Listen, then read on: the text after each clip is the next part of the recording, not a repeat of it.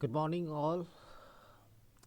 Here's a small Excel trick which is often asked in an interview.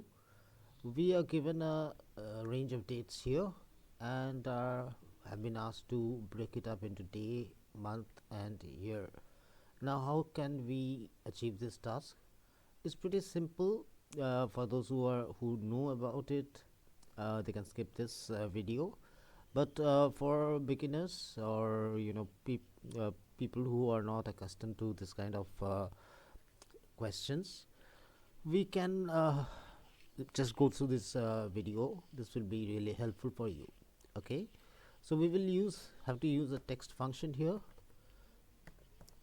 and then we'll have to select the date that is given, comma, we'll have to put in 4DDDD and close the bracket.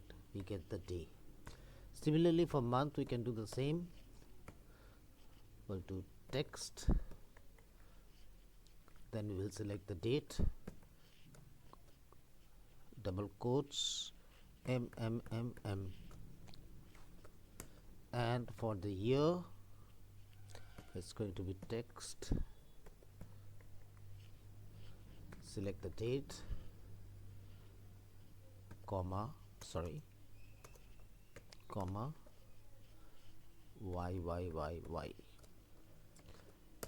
Okay, so we got 29th January 24, which is today, and it's a Monday, January 24.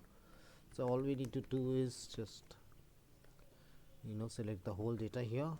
So we have seen the small trick of how we can go ahead and break up this date into day, month, and year. Okay, thank you for watching this video. If you like this video, do subscribe to my channel, and have a great day. Bye.